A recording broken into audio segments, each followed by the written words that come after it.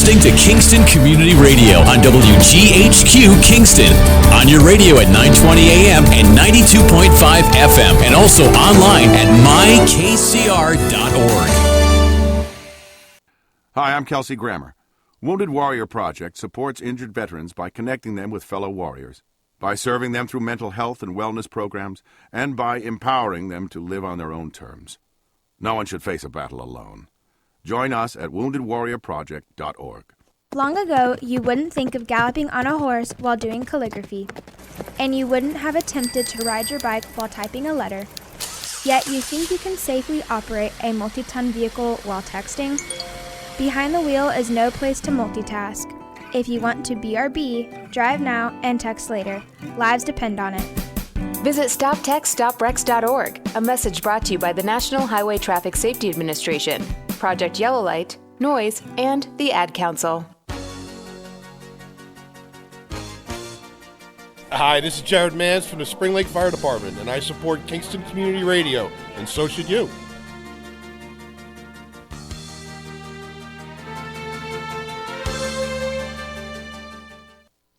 This portion of Kingston Community Radio is brought to you by Ulster Savings Bank. Visit their newest branch, conveniently located at the Ulster Commons Plaza in Lake Katrine.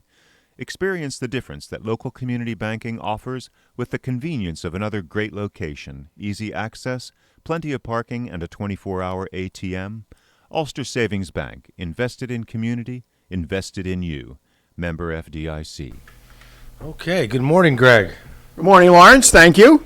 And good morning, listeners. 331-9, listeners and viewers, 331-9255 is our call-in number. We'd love to hear from you. This is the Wednesday morning edition of the Kingston Community Radio Show.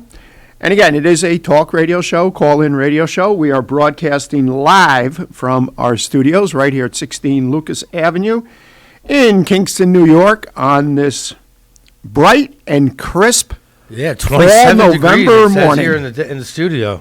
I had 26 when I left Sorgady's, 27. You know, if I got the heat on, then it's cold, because I like the cold. Yes, you do like the cold. So if the heat is on, that means winter is on our doorsteps, unfortunately. But we've had a nice fall, and then today is going to get up into the 50s and 60s tomorrow, and then it tumbles down again. Yeah, looking at the weather, it looks like we're going to get some rain tomorrow, but late in the day, overnight, so I think the majority of the day is going to be dry. 64 tomorrow. You can't beat that for a week before Thanksgiving.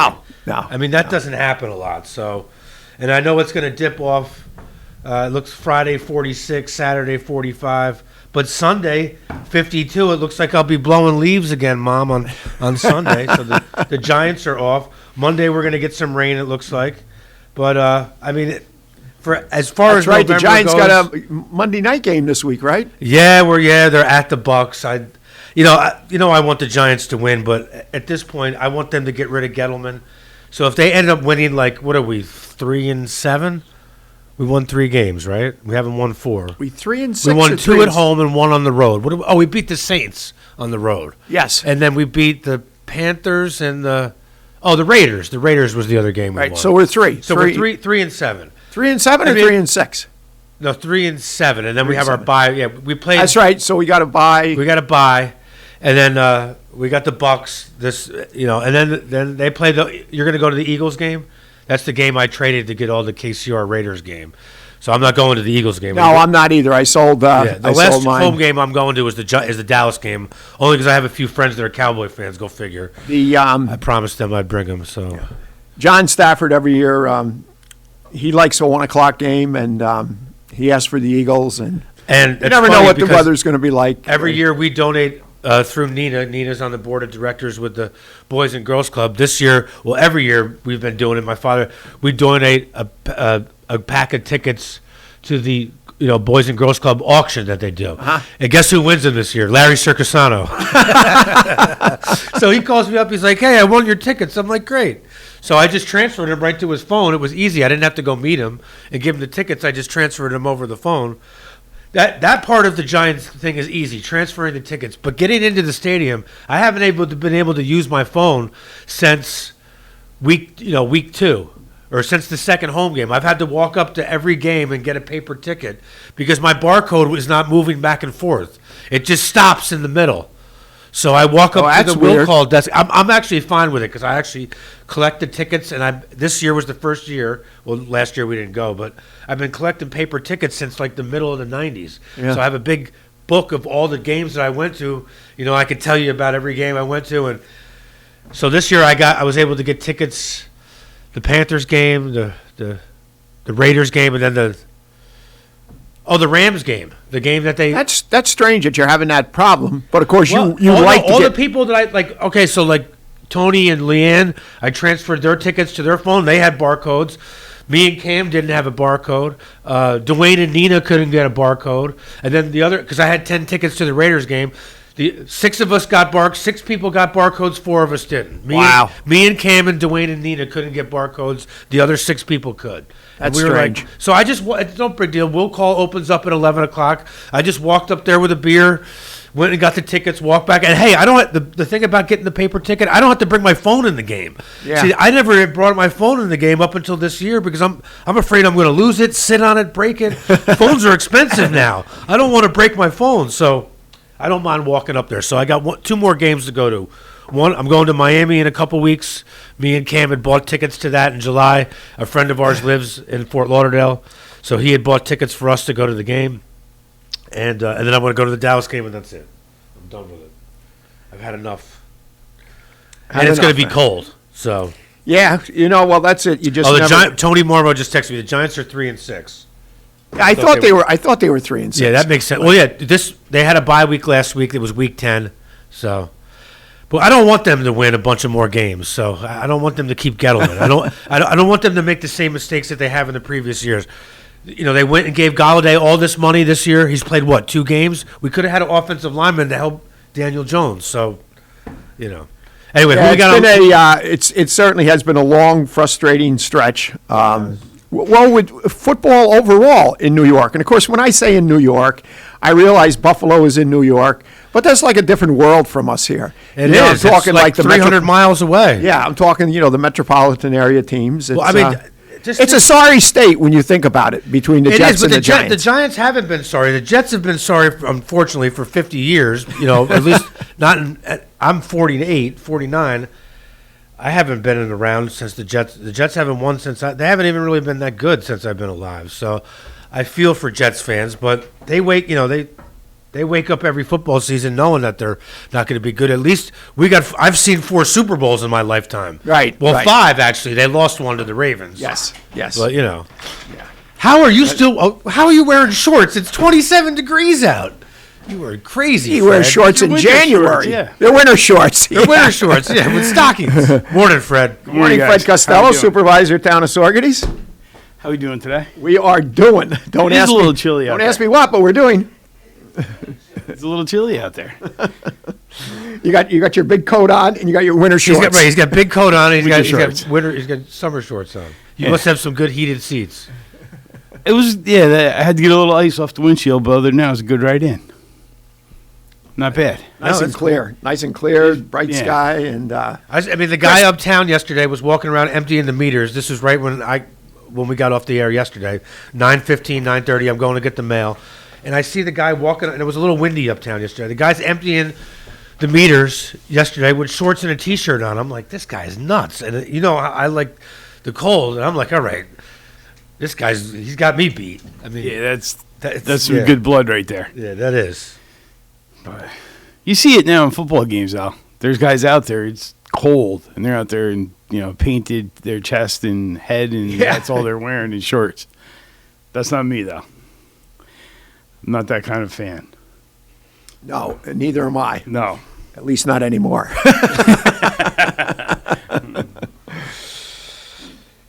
So last evening, the Rip Van Winkle Boy Scouts of America, they had their annual dinner, which obviously in recognition, which they did not do last year because of the pandemic and auction.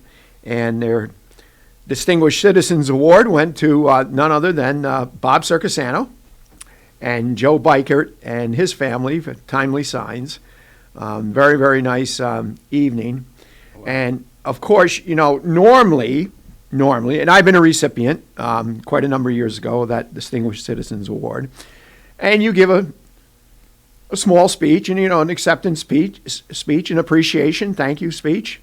So Bob took the mic and he said, I had a speech prepared, and he brought out a piece of paper and he said, but I was talking to Steve Massey over in the other room, and he takes a chair for some reason and he puts it outside on the other side of the microphone stand, and he goes, "This come off," and he takes the mic off, of course, and starts roaming around. And I say, what is the chair for? And he said, after I talked to Steve Massey, I'm not going to tell you everything that the Sawyer Motors Foundation and I and my brother do. I'm going to put a challenge out there, and I'm going to match the first. No, first he starts about Trimount. Yes, Trimount, and he asked Steve how many kids were eligible to go, and there were 600 scouts that were eligible to go, and only 10% could afford to go. 10%. 60 kids out of 600. So he said, after having that conversation with Steve, I am going to I'm going to do what I do good, do best. You're not going to hear me talk about what I've done, but what I'm going to do now. And he turned it into an auction. Did he really? And he said, I'm going to match the first $5,000. Well, after the $500 round that he asked for, and then somebody just threw out of the blue $1,000, and he was in a scout uniform, $1,000 donation. He blew the $5,000 right out of the water, right out of the bat, and within 2 minutes. The 2-minute warning hadn't even hit, and and then he continued with the $250 and the $100, and I don't know what he raised, but I wouldn't be a bit surprised if, not including his $5, it was over $10,000. Wow. Yeah. Wow. Yeah. Good for him. So those will be scholarships for... Those will be scholarships for scouts to go. And we're very, very fortunate, and I think they did this maybe by design. There are scouts that sit at certain tables. Well, 2 of them, they featured on a video recording of what they have done, what scouting had meant.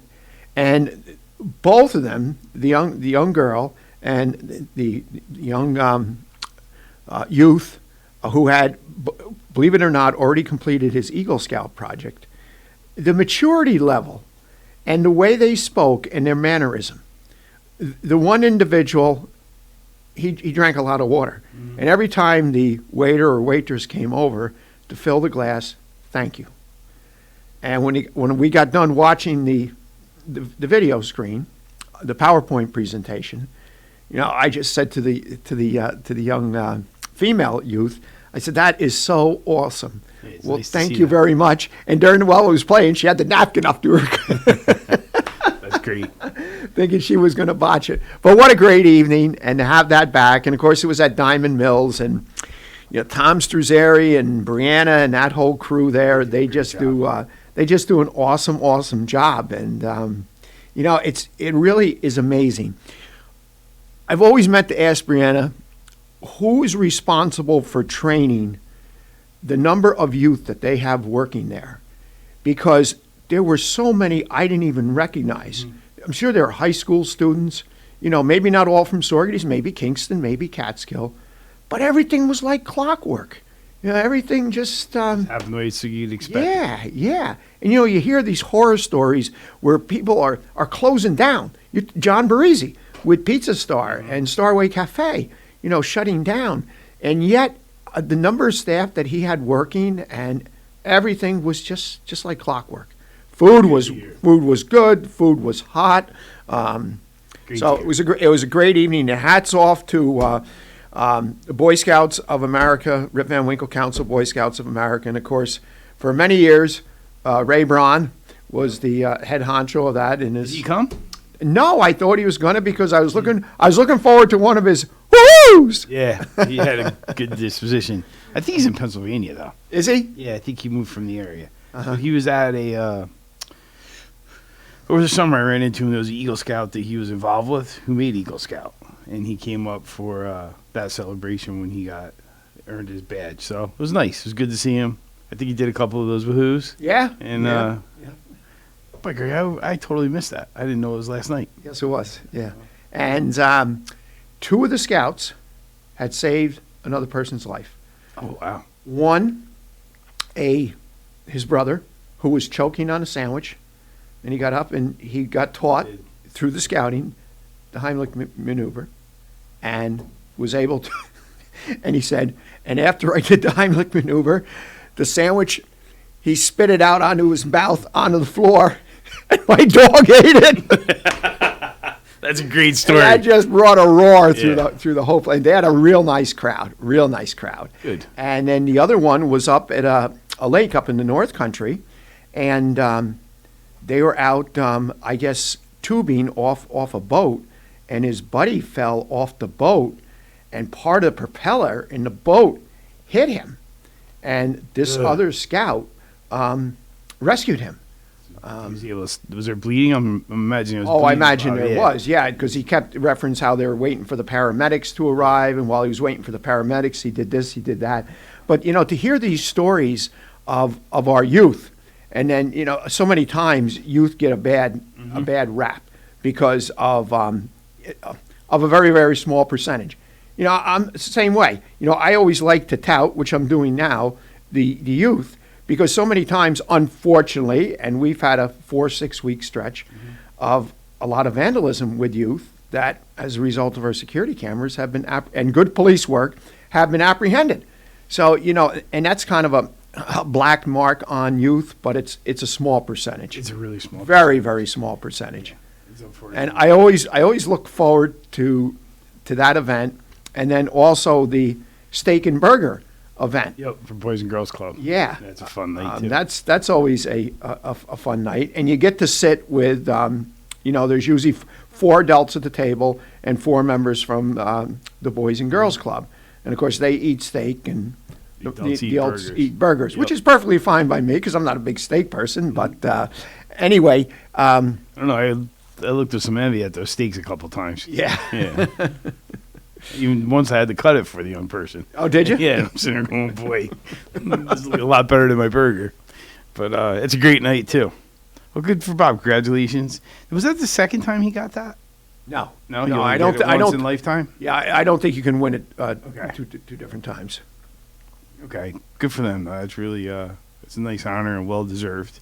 And, we're talking about it, but our experience with Eagle Scouts, oh, my God. Our complex and town facilities have benefited in so many ways from young folks who really took on some pretty tough scouting projects, and they pulled it off. I kind of lost count, but I bet you at least over the years 15, maybe 18, maybe it's more projects that were done by Eagle Scouts. Yeah, they're racing through my head. Cantine alone, the whole trail system was a scout project. Yeah, it was 4 Eagle Scout projects out of that. Yeah. And terrific. So that was great. The most recent rounds of significant improvements to J.C. Field were initiated by Eagle Scouts. Mm-hmm. Sidewalk at Town Hall. Town Hall, yep. And Animal Shelter. A couple of projects. We could go on and on. The most recent one was they repaired the septic system, which, wow, just have the technical skill to do that was pretty. Caleb did that. He did a great job. So, yeah, good stuff.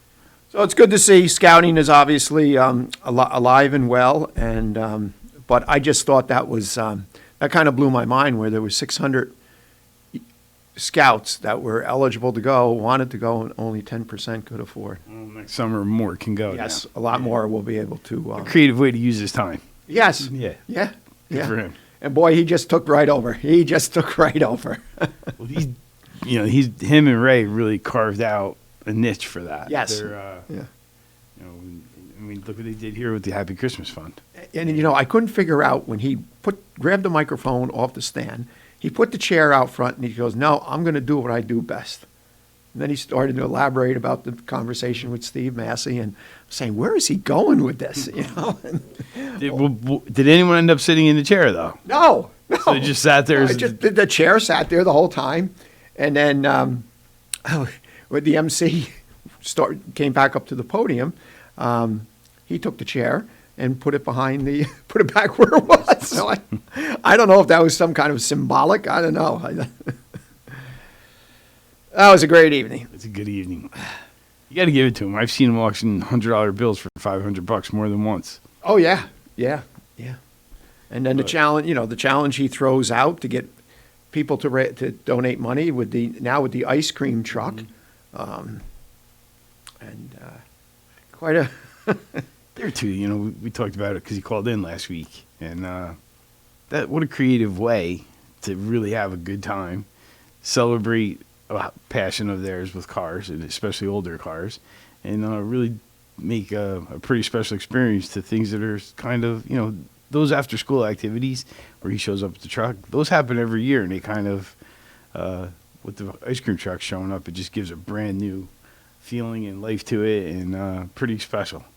That day when he showed up by the Lions Playground, I just thought it was a bunch of kids. Mm-hmm. But it was the Woodstock Day School, or one of the private schools, having their graduating class get-together after school had ended. Yeah, pretty neat. And how he found out about that, and there he pulled up, and there were 24. Then, of course, there were kids in the playground. They all came over. Yeah. It's like a bottomless pit, though. It doesn't seem to run out. It just keeps coming out of that little truck. Yeah. So it's great. Really fun. Good. We had a good time last night. I feel left out because I didn't know. I don't know how I got overlooked. You know something? They sent out a save-the-date email with no information about purchasing tickets. I had to call. I had to finally call. And this was in less than a week. I think I made the call on Friday. Really? For it. Yeah. So unless, for some reason I didn't, because I get all the emails from the council, I got the save the date one. But to save the date, normally you send the save the date out a month, 2 months in advance. This was 1 week. It was the Tuesday prior to yesterday. But they obviously got the word out somehow, because there was a very, very good crowd. Pretty close to sold out, you think? Yeah, I would say maybe, certainly more than 3/4 capacity. All right, cool. Good, I'm glad. Sounds like a great night. Fun. So we got a couple of announcements. We want to get them out of the way? Yeah, we can start. I have... Where is this one? Fall concert, dinner, and dance. Sunday, November 21st, 2021. There'll be hors d'oeuvres at noon, a concert at 1 p.m., followed by Castler Ripken smoked pork dinner, dance music by Gregory and the Bro House Band. Reservations are strongly recommended by November 13th, but if you're still interested, please call. Contact Alana at 845-339-5969 or Hildegard at 845-757-5135. You can leave a message at the hall at 845-338-3763. This will be at the Manacor Hall on 37 Greenkill Avenue in Kingston. They'll be asking for proof of vaccination upon entry. Masks will be required. The event will cost $40 per person. If you want to just do the hors d'oeuvres in the concert, it'll be $20 per person. Or you could split it and just go for the dance and the dessert, and that would also be $20 per person. So there are a limited number of takeout dinners available at $25 each. To make a reservation for that, call the same numbers. And pickups will be from 4 o'clock till 4:30 only. No walk-ins, and they accept cash or checks. There's more information on the Kingston Manacor, Damacor.org site, too. So we put a lot out there, and if you're interested, That's an annual event that they do. Yeah, good to see that one coming back, too. Yep. And everyone's invited to Wreaths Across America, Sorgatty's VFW Post 5034, sponsoring a bus trip to Saratoga National Cemetery. Remember the fallen, honor those who serve. Teach our children the value of freedom by placing wreaths on the grave sites. Saturday, December the 18th, $15 a person. And the bus leaves from the Wghq Memorial Senior Center at 10 a.m., returns approximately 5 p.m. They'll have a cash lunch stop. And to purchase additional wreaths, or if you just want to purchase wreaths, you're unable to make the trip up to Saratoga National Cemetery, you may, $15 each. And the contact person, another individual who's involved with so much, is Bob Howe. Nice shout out to Bob Howe. 845-246-8686. 8510. Don't say I should have, say I did. So again, that's Wreaths Across America. Their annual trip to Saratoga National Cemetery, Saturday, December 18th, 2021. Bob Howe's the contact person. You need more information, 845-246-8510. And we have one more from the Kingston Uptown Business Association, Cuba. They're doing their annual Snowflake Festival. It'll be Friday, December 3rd from 6 to 8 p.m. in Uptown Kingston. The raffle will close on November 15th for kids under 12. Winners must pick up a bike at the festival. Helmets and locks will be provided by Bike Friendly Kingston. And the sponsors this year are Catskill Hudson Bank, Berardi Real Estate, and BHHS Hudson Valley Properties. So that's a fun event too. And then we have a special meeting tomorrow night. The towns of the Lower Esopus and the municipalities, so it'll be the city of Kingston as well, are meeting with the DEP to host a public forum. The DEP is going to make a presentation regarding work that they are doing at the reservoir and on the aqueducts that bring the water to New York City. They'll be there to give this presentation and answer some questions.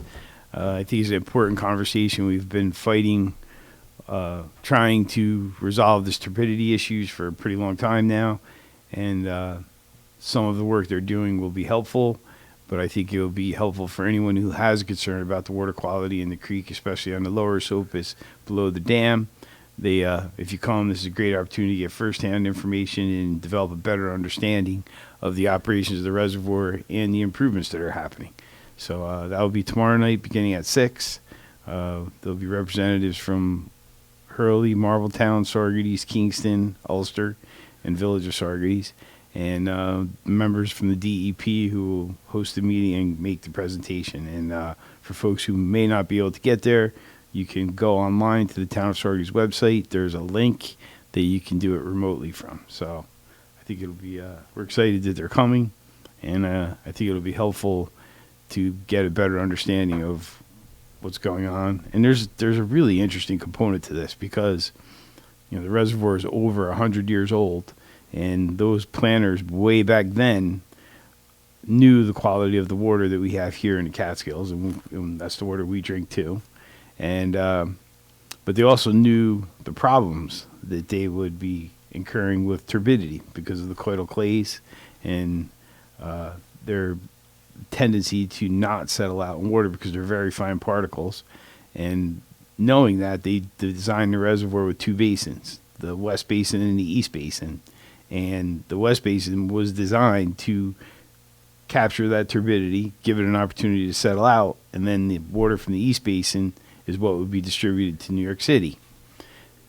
Weather patterns have changed, that we all know, and the capacity of that planning to still prevent those turbid waters is being challenged. Also, there's practices that the DEP is no longer, there's a very narrow window where they're allowed to do it. They used to use alum in the reservoirs across the river, and the alum would make the particles bond to each other and make larger particles that would sink to the bottom of the reservoir. With the accumulation of alum on the bottom of the reservoirs in, I think it's not Kensico, the ones on Taconic. One's on Taconic. Yeah, as you're driving down to Taconic, when you get right in Putnam County, there's two reservoirs. Oh, so that reservoir started to have an environmental impact from the persistent use of alum over decades. So the DEC told them that they want them to find alternatives to that practice, which to a degree led to using the Esopus Creek as a dump to get rid of turbid water from the West Basin. And in addition to that, 20 years ago or so, when there was heavy rains that caused catastrophic flooding along the lower Esopus communities, especially in the town of Ulster and parts of the town of Saugerties, where property damage was very apparent, they, through the partnership with the DEC, we came up with a release protocol and invited the DEP to participate in flood mitigation. And as a result of that, the release protocol creates voids in the reservoir's capacity that are designed to capture storm events. So those storm events won't flood the lower Esopus area. The combination of the two has solved problems, but has created new ones. The turbid releases are a very clear and apparent problem, and obviously in Saugerties we see the visual impact of that every day. And we have a number of residents who live across the creek, and their ability to enjoy that waterway has been compromised, and its economic ability has been compromised by it. So in the most recent round of review of the protocol, we've made that point, and we're hoping that we're going to get some relief from the DEC on how that's done. So it's done in a way that will mitigate those turbid dumps in a more proactive way. And the DEP is willing to come tomorrow night, and speak to us, help us to understand what they're doing, share their perspective, share their mandate, because ultimately their mandate is to provide clean drinking water to the residents of New York City and a number of Hudson Valley communities that get their drinking water from them. And, they care about the creek, but that's not their primary mandate. So we want to really, there's a lot of work to be done. There needs to be a study that's conclusive to tell us what the impacts are and what the best practices might look like. There's a release protocol that says they could dump for a certain number of days, and then they have to give us a, quote, clean water flush. We don't know the effectiveness of that. My observation has been that when the water's running high, those colloidal clays stick to the rocks. And when they do that flush, if the water had receded quite a bit, the flush never cleans those rocks. So they'll see the chalky red clay stuck to the tops. And it has a lasting impact in my belief. Yeah, it's pretty good. Obviously, you've done your homework on this. You're very knowledgeable on this. It's a challenge. We have, and you see it. One of the the artist Townsend painted Barclays Pond by the Red Bridge. Yep. And they did that for a reason, because it's very picturesque and it's beautiful. And when it's brown and muddy for extended periods of time, like we experienced last winter, that has a consequence too. It doesn't make us feel as good about our community as we should. Right. And for the folks that live there, and that was a destination for ice fishermen for decades. It was a destination for bass fishermen in the summertime. And we have a number of challenges. Mary Murphy and I and our boards have worked really hard to try to get some control over the invasive species problem. And we've improved it from a perspective of people. I don't think we fully understand if we've had a positive impact on habitat yet or not. But I see Lauren Lynn's looking at us, right? We are at the bottom of the hour. We'll be back for the next hour with Chief Tinti from the city of Kingston at 8:30. We've got Senator Michelle Hinchey joining us virtually. Take it. You're listening to Kingston Community Radio on WGHQ Kingston. On your radio at 920 AM and 92.5 FM, and also online at mykcr.org. Have you ever experienced a wish come true? For a child battling a critical illness, a wish come true can be a turning point. One song, one dance, one game, one adventure, one moment changes everything. Make-A-Wish needs your support to grant the wish of every eligible child. Visit wish.org now to help grant more life-changing wishes. Together, we can transform lives, one wish at a time. This is Greg Chorvas, and once again, the WGHQ Happy Christmas Fund is asking you to help the needy this holiday season. For the last 50 years, the WGHQ Happy Christmas Fund has helped less fortunate families have a happier holiday. Look for our collection boxes at the local branches of the Ulster Federal Credit Union, Rundout Savings Bank, the Mid-Hudson Valley Federal Credit Union, Ulster Savings Bank, and at the Kiwanis Ice Arena in Saugerties. Thank you very much, and have a happy and Merry Christmas. Hi, I'm Steve Thomas for Habitat for Humanity Restore.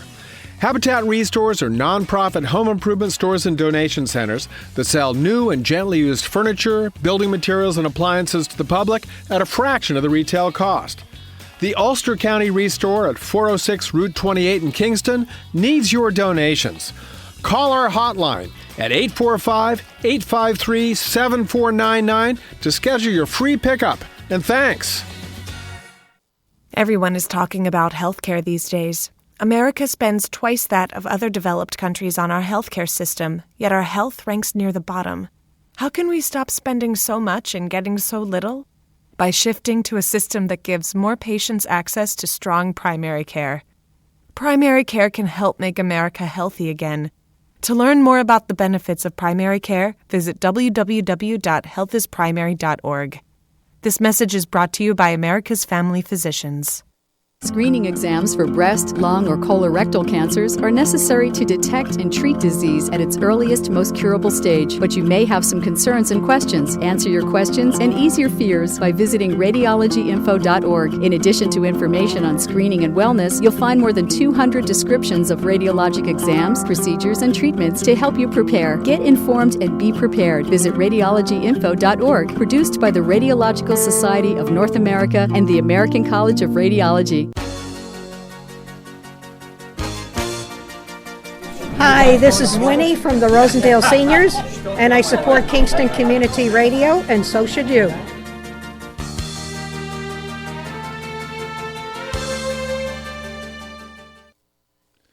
This portion of Kingston Community Radio has been brought to you by the First Savings Bank in Ulster County that still remains local to this day. Ulster Savings Bank, a community bank that's invested in local business, invested in community, invested in you. Ulster Savings Bank, your one-stop resource for everything local. Locations throughout the Hudson Valley and online at ulstersavings.com. Member FDIC. I know. Thank you, Lawrence, and welcome back, viewers and listeners. 331-9255 is our call-in number. And for the next hour, we have the ever flamboyant Chief Egidio Tinti from the city of Kingston, Fred Costello, supervisor from the town of Saugerties. Good morning, sir. Good morning. I apologize. I'm preparing my coffee here. And for those that maybe just was, as soon as the camera came up, no, Jid did come in through the door. He did not come up through the floor. He was in search of... So I heard you talking about the water, the DP. Yeah. Yep. That's interesting. Yeah, and you know your stuff. You were rattling stuff all. I was like, wow, that's pretty good.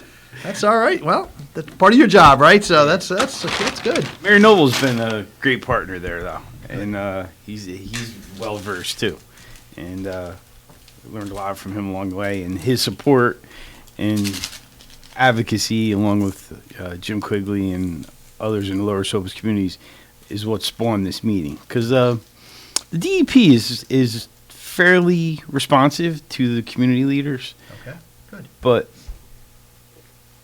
hearing, for our residents to have the opportunity to hear directly from them, I think is infinitely better than us trying to consolidate what the DEP told us and present that to our residents. Yeah, absolutely. We're not going to say it exactly the same way. We're not going to prioritize their perspective the exact same way. And we're not going to be able to answer the questions that residents come up with. So I think having them do right from the horse's mouth, this is going to be, I think, a really useful exercise for anybody who takes the time to participate. And I expect a fairly good turnout because the creek, especially for the lower Sopus communities, there's some disparity between how it impacts towns. Unfortunately, in Saugerties, some of the flooding issues have been mitigated because homes that were repeatedly flooded were torn down. So we've sort of taken care of that in a roundabout way.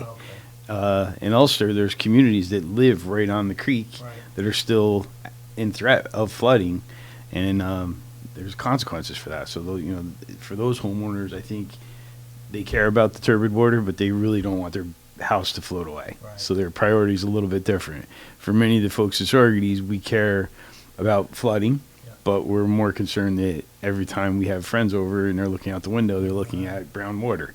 So it's a little bit different in, for Hurley and some of the other places where they have fairly active recreational opportunities. There's an impact there too. So that makes sense. Yeah. So it's going to be an interesting. I'm looking forward to it because every time I meet with those folks, I can't take enough notes. So I learn something new every time we do it, and that whole network and system that brings water from, it collects it from the Cascade and brings it. Amazing. It's incredible. It is. Considering it was engineered 100 years ago, amazing. Absolutely. Amazing. I'm telling you, look at it in awe because we'll build a shed in the backyard and feel really proud. Right. Yeah. And we're doing it with power tools. These guys did this whole thing with donkeys and mules. It's insane. We're on the bike trail most of the summer. Our family always meets on the weekend, and we always do some biking or walking. And you look at the stonewall work, just the stonewall work that they did. Yep. Amazing, right? It really is unbelievable. It really is. And what a great thing to have around in our area. But I grew up in Olive, and we were right around the corner and traveled over it every day on the school bus to go down to Ora, and just amazing engineering, really, considering, back then they didn't have drones to do topography. Everything was done all walking through the woods and just, and it's under the Hudson River. And there's other reservoirs. It's a collection, right? It's just, amazing. So, and I think it's notable, the Gilboa Dam, the water that leaves there, wants to go to the Schoharie Creek and around into the Mohawk River, and is diverted. And it comes our way, and it goes to Manhattan. It's really, it's a tremendous engineering achievement. Yeah, my father enjoyed. They had there's a video out specifically about the Shokan Reservoir, and I don't remember the name of it now, but they actually sell it every so often up in Boyceville. They'll see it. But we got somebody on. Yeah, we got Bill McKenna. Oh, excellent. Hey, Bill. Good morning. Hey, gentlemen. How are you guys all doing? Good morning. Oh, he couldn't get through on the line? No, he said it was ringing, but it didn't go through. Oh, because you know what? Lawrence isn't in there. I wasn't going to rat on him, but he's not in there. So, this is appropriate. I called earlier. I just wanted to mention, and now that we have the chief there, last night the town board in Woodstock, we had to interview to replace an officer and maybe hire a part-time officer. And we interviewed 7 or 8 individuals.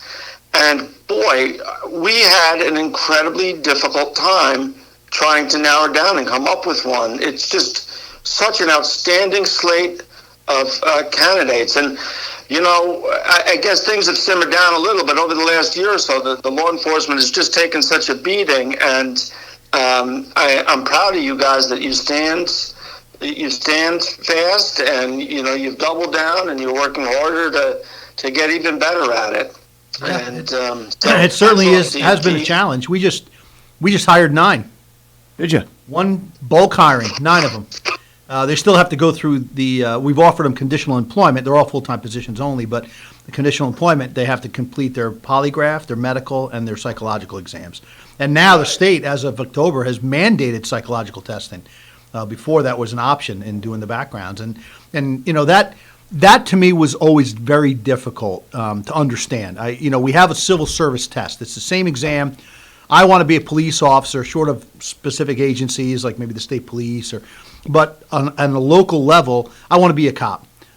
You have to take a civil service exam to be a full-time police officer in the state between the ages of 19, really 20, and 35 years old. You can't have reached your 35th birthday. So you have to sit for the exam, and that's statewide. No matter where you sit, you're sitting on one exam, same questions across the state. It's held once every maybe 2 years, 4 years, whatever it might be. But after that, there's a physical fitness component that has to be met. As long as they pass that, then the agency jurisdiction does a background investigation. That's not really specified anywhere. Like, what does that consist of? So, you can't be convicted of a felony. You can be arrested for a felony. You can't be convicted of a felony to be a police officer in New York.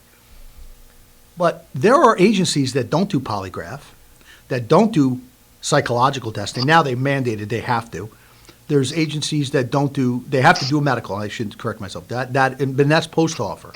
So we've had candidates that have failed conditional employment but are currently police officers somewhere else. Because they don't take the measures that you take. Well, and again, I'm not saying that we're better, right? I mean, for us, we look at it, I've always looked at it as a 25-year investment in someone, right? They're not coming on, making widgets and leaving when they find a better paying job.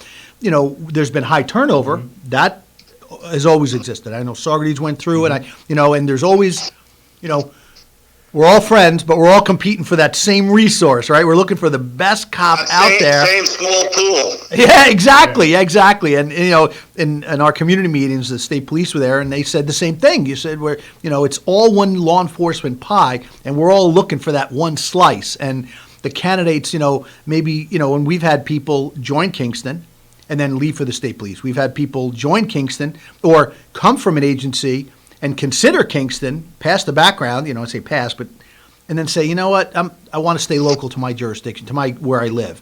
In some cases, Ellenville. So. A couple of years ago, our chief, he was getting pretty upset because we would hire a young person to be a part-timer. They would, go through our training, give us a year or two, and then they were off to the sheriff's department. I think we lost 5 or 6 in a row. And my attitude was, I wasn't, it was a little disappointing, but at the same time, I felt we were training good officers and sending them out to serve the bigger community. So in that respect, it's a win for everybody.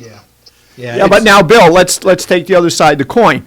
What happens when that same officer leaves the county, goes down to Westchester, where obviously the pay is much higher, all right, becomes an officer down there? Doesn't that annoy you a little bit? Well, it did annoy me a little bit. Yes, and that would too. But, at the same time, they're bringing the great police skills that we train our officers with up here in Ulster County out to the rest of the world. Yeah, it's an optimistic perspective. But it's true. There's an investment, right? I mean, part of it is there is a state statute that allows reimbursement. So if I hire someone, and out of the 9 candidates, 6 were current, either full or part-time police officers somewhere else. The other 3 have to attend the police academy.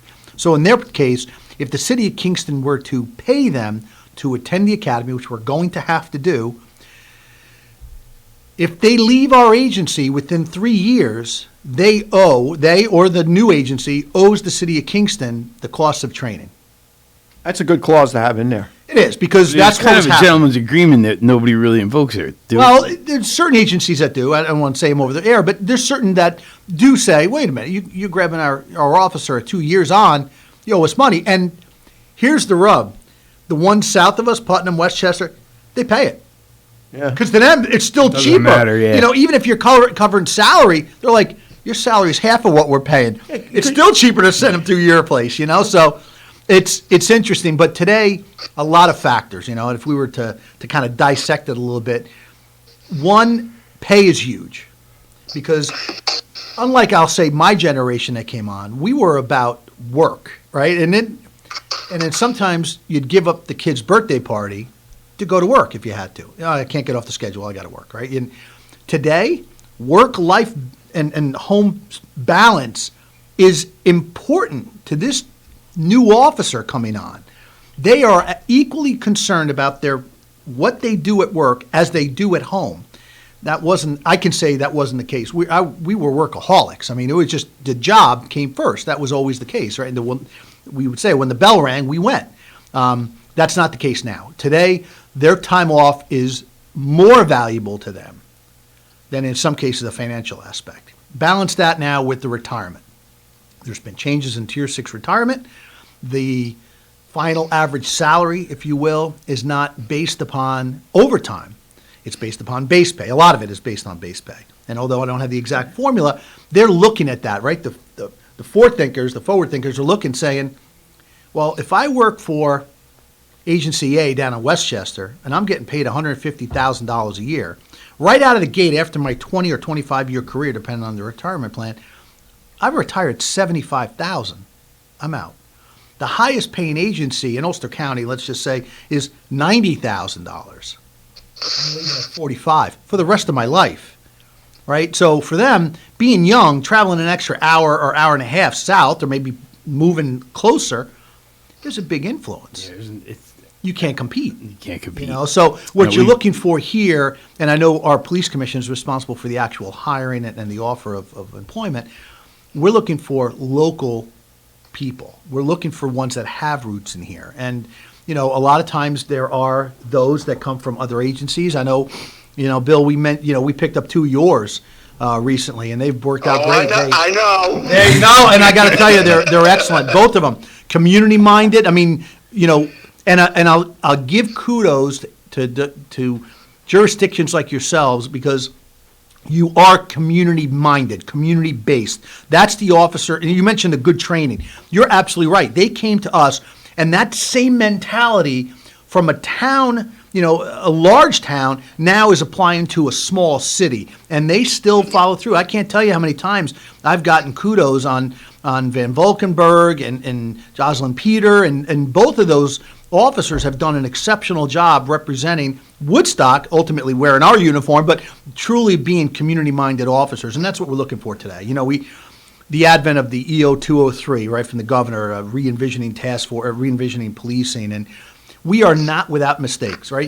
I've admitted before, listen, we're not perfect as law enforcement. We make mistakes. We're carrying emotions into these calls. No one is perfect. No one. But making a widget, a solid steel widget with 2 holes and maybe some taps in it to create this is an entirely different job than showing up to a house where the father just was enraged and beat up his wife and child.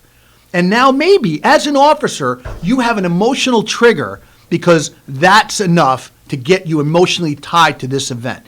We're not robots. We can't turn it off. We may have had an incident in our lives that now snap us back in shape. And so we have to recognize that we may not be the best officer to handle that call. That may not be the case. But people keep saying defund the police, and I'm kind of diverting some of this discussion that way because, we had flyers disseminated door hangers in Kingston, and I understand what some of it is, right? They don't want the cops responding to a person with a mental illness. I get it. The cops don't want to respond to a call. Chief, I'm tired of hearing that. I know. I have to tell you that I am so proud of my department, and I'm sure your department is every bit as good. But the help that a gentleman got here in Woodstock in the last 2 or 3 weeks from the police department has just been outstanding. And we're frustrated because we don't have places that we can send this individual to help them. That different agencies or groups. Short-staffed, underfunded, whatever, I don't know. But we have gone above and beyond, our department above and beyond in dealing with this. They couldn't have treated this person with more respect. So, we don't want cops. No, I want my police responding to that because they handle it and they do it well. And there's training out there, right? Crisis intervention training that all agencies are participating. It's part of at least what has been suggested in Kingston, and we've been ahead of it. Most agencies have been ahead of it. But you're right. Today the cops are stepping up. That wasn't always, we would get there, and I say we, older cops, past, would say that's not our call, right? Somebody's screaming at the sun? Yeah, we don't respond to that. But we have no other mechanism. So the cops have to be trained to respond to that. But I want to put in perspective again that we're asked to do these things with a 5.5 month academy. Mm-hmm. Right? A 5.5 month academy that the state put together. You can get someone from high school, right? In Kingston, we require a high school diploma, HSC, whatever it might be. That's it. So now you take a high school graduate, you put them through 5.5 months of training, you give them 2 weeks of firearms, you go over use of force, all over the Article 35 defense stuff, and now you field train them for, in our case, 12 weeks, and you put them in a car, and now they show up. Maybe they're 20 years old, right? We just hired a 20-year-old, still living at home, no kids, no responsibility short of putting a uniform on and going to work, handling a call, and that call may be handled very differently than a 40-year-old is going to handle, or a 25-year veteran who's handled hundreds of these calls over his or her career. But people don't expect that. People want the same response.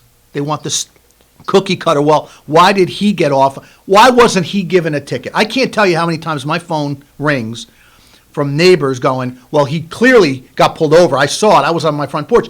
He wasn't given a ticket. The officer felt the ticket wasn't warranted. A warning was enough. You don't understand, Chief, this individual. Yeah.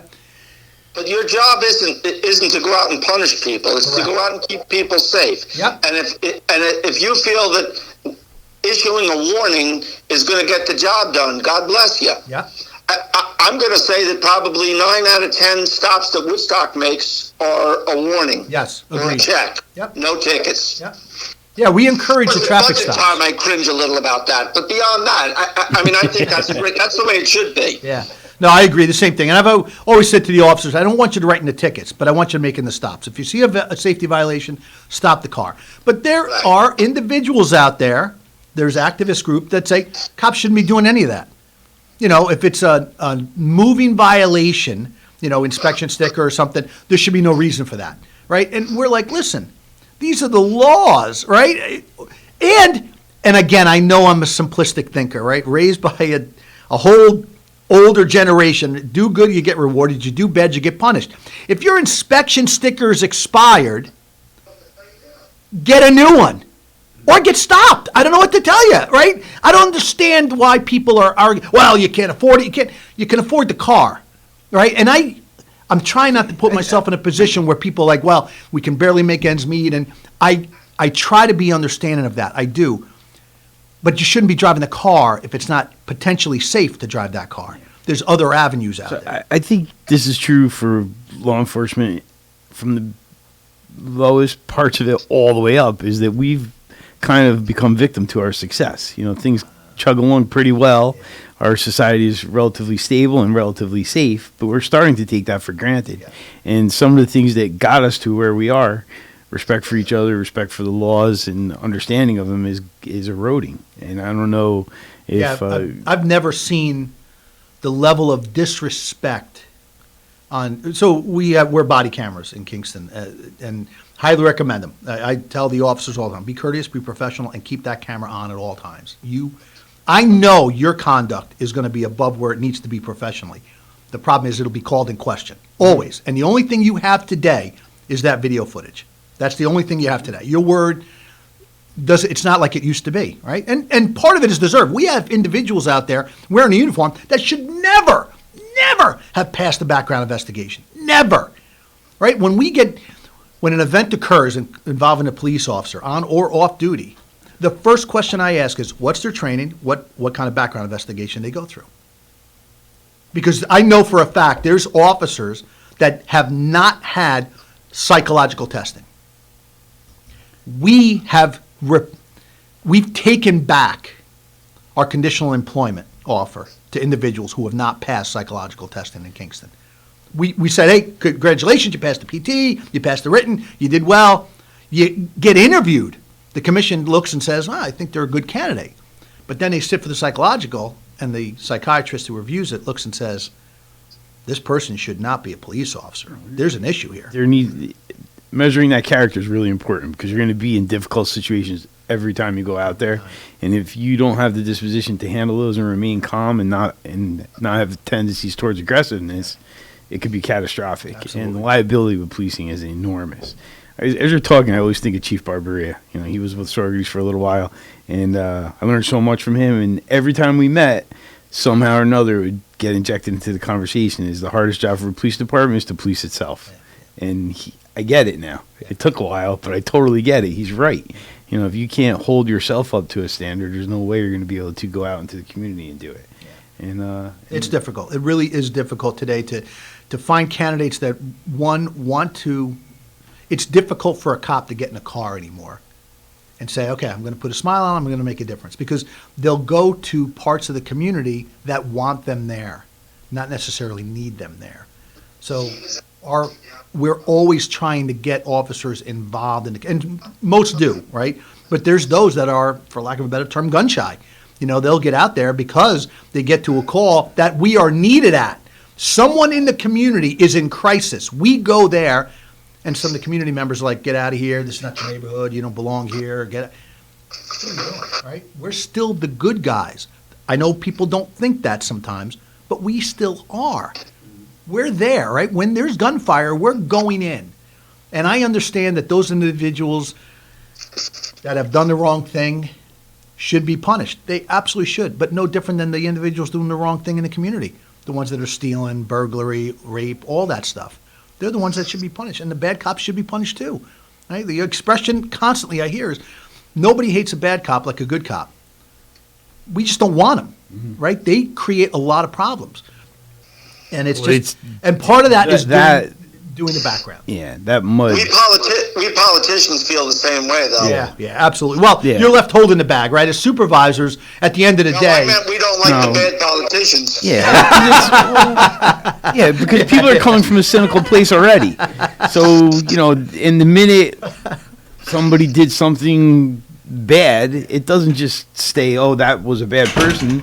It's a reflection on the industry, and policing goes through that too. Same thing. It's a uniform. Yeah. It's a uniform. And it's difficult. I mean, we're finding as a very diverse community, and I got to tell you, Bill, I'm proud of all of our agencies. I have to tell you, I'm proud of Kingston. I came up through the ranks. I started here. My career will end here. But at the end of the day, in Ulster County, we have an incredible law enforcement community. At any point, I can pick up the phone and call your chief, and he will answer. I shoot him a text. There's no issues, there's no egos, there's no anything. The only time there's anything back and forth is maybe if Chief Sinagra and I sit at the table together trying to get mic time, microphone time, right? That would be a good show. Both you and the Woodstock Police Chief are out of luck. I love you, Joe. We've said that for years on this radio, though. The cooperation between the state police, the sheriffs, and all the individual departments is just phenomenal in this county. Yes, absolutely, 100%. And I think for us, as much as we look at the same candidates, and because for us, we've had a recent set of hires about a year ago, and the majority of them came out of Orange County, believe it or not. There were no local individuals on the list.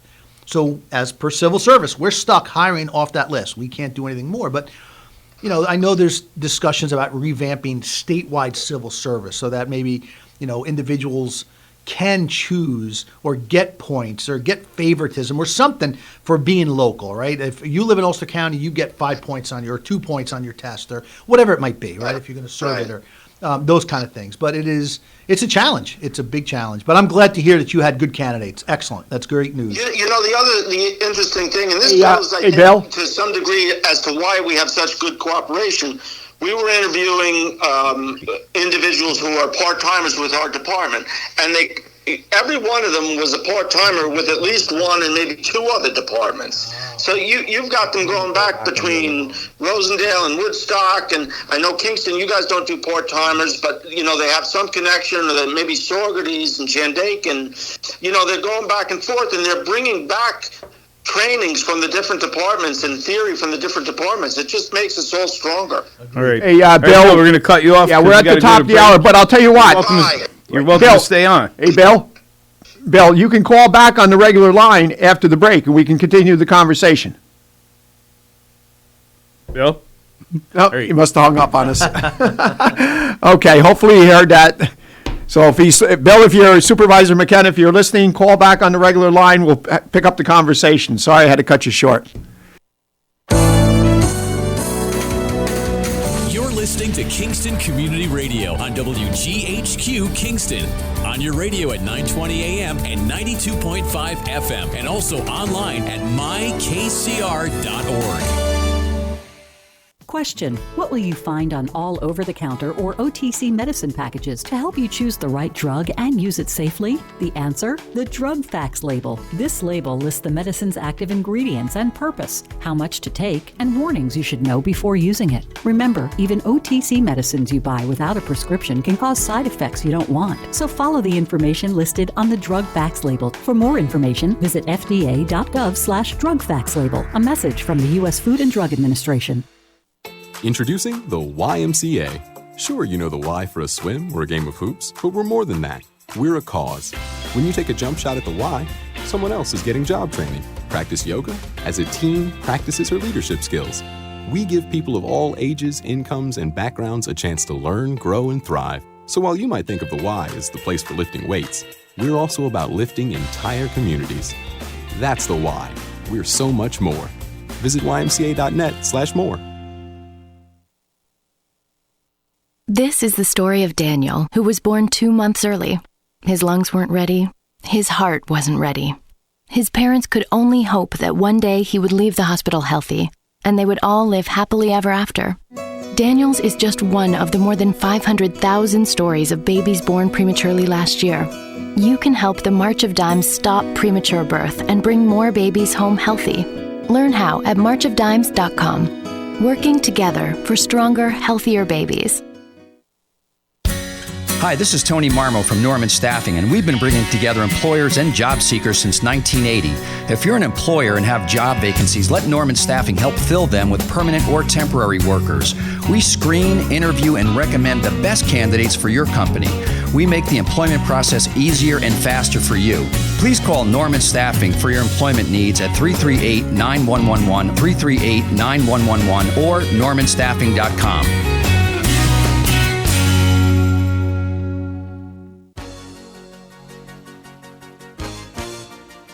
Hi, I'm Ruth Quick from Town of Ulster. I support Kingston Community Radio, and you should too.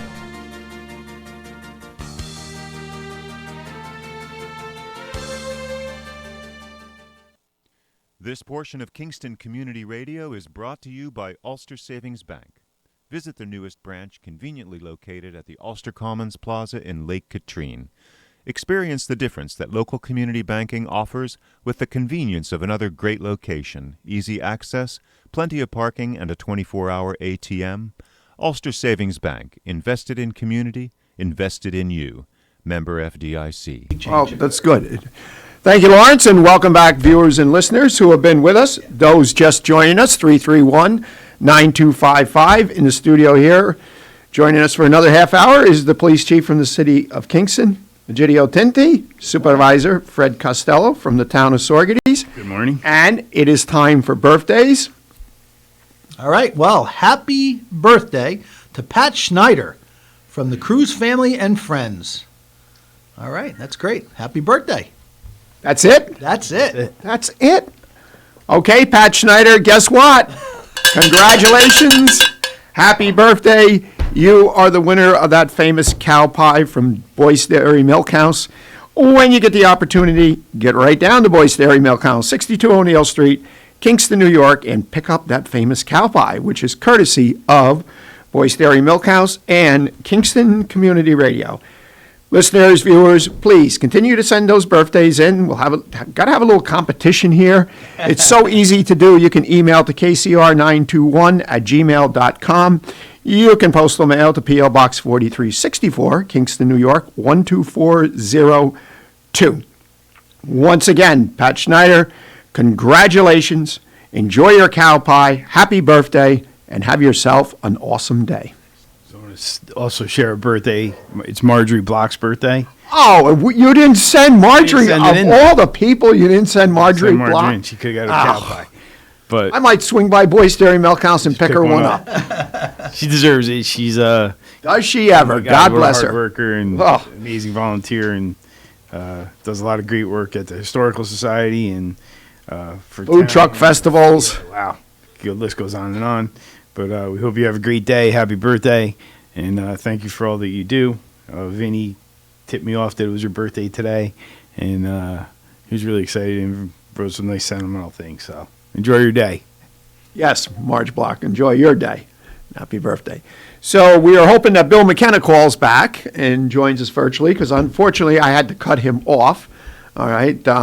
Geez, I don't know, that's the first time I ever cut a supervisor off, I think. I cut Sinagra off, I don't know how many times. You're a little ways down on the list. Yeah, no, the hiring process is interesting. That in itself has got to be a huge challenge for you and your team, because obviously I'm sure you have your other certain supervisory staff that participate in that process. We've done over 40 background investigations to get to these 9. 40.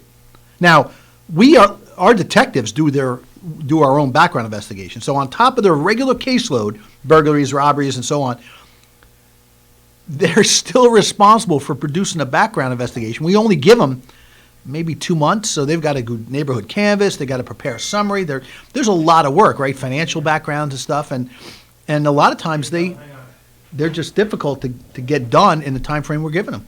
We've got Supervisor Bill McKenna from Woodstock back on, and sorry, Mr. Supervisor, I had to cut you off. That might have been the first. I can't believe you cut me off. I don't think you ever cut anybody off. Well, just stop and think about it. You're going to the record books. I think it's the first supervisor ever cut off. I'm only giving you a hard time. You know, the problem is I watch you guys on the computer screen, and there's a lag, so I can't keep track of time. Oh, that's interesting. Oh, wow. Yeah, 4 or 5. There's about a 5-second lag, right? If I remember, it must be a little bit more than that, right? You think? I don't know.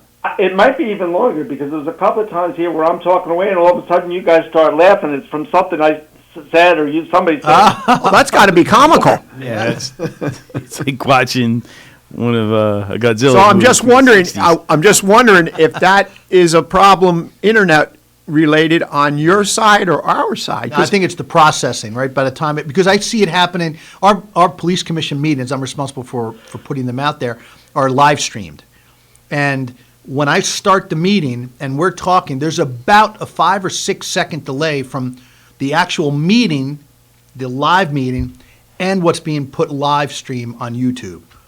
5 or 6 seconds. So when I shut off the meeting, when I close the meeting, okay, thank you, everybody, click, leave, it's still playing for about 5 or 6 seconds and then shuts off. Interesting. Yeah, so must be processing and whatever's going on there, decoding, encoding, whatever happens. And I wonder if that's just something with YouTube. It could be. I don't know. Because I didn't notice it, because as you know, last board meeting, I came for the first time in person, but I brought my laptop in case it was a problem, and to see how Meeting Owl, there was no lag at all. That's quite impressive. It works pretty well, right? We're going to use that tonight again. We're going to continue to use it. It's worked pretty well. And I finally stopped calling it Night Owl. Night Owl, yeah. It works, though. Meeting Owl. Meeting Owl. It's a pretty neat, it's a component you put on a table, and it's voice activated. So if you're speaking, it turns itself towards you, and it tries to pick up your voice, and then when I speak, it comes. So the main thing is to control the dialogue so you don't have 5 people speaking at once. Right, it just keeps looking for words. Right. But it's a fairly low cost way that we've been able to improve the quality of people who got into the habit of streaming our meetings. And we're doing better at it all the time. We're looking for a way to mount it permanently from the ceiling so that it can be there and we can extend that resource to other committees that want to use it. But right now, we transport it back and forth. Now, Bill, how are you doing your board meeting? Are you doing a hybrid or? Nope. Is he off? I think we might have lost him. He needs a meeting owl, is what he needs. But so with us, it's getting back to the actual interviews and the backgrounds. It's a lot of work to do it, And when you're talking about 9 vacancies we've got to fill, this year, almost just under half of the patrol division has less than a year on. Almost all? Almost half. Oh, half. Almost okay. half I of, missed the patrol, that. Okay. of the patrol division, not the department. Right. But the right. patrol division. Yeah, so you've got officers, I think the deputy chief mentioned it'll be close to 20. So our patrol division is 47 patrol officers. When we are getting above 20, almost half have less than a year and a half on. Keep that in mind. These are the officers responding to calls. Right. Our midnight shift, because it's seniority based, has very low seniority. Right? So these they're all cops new.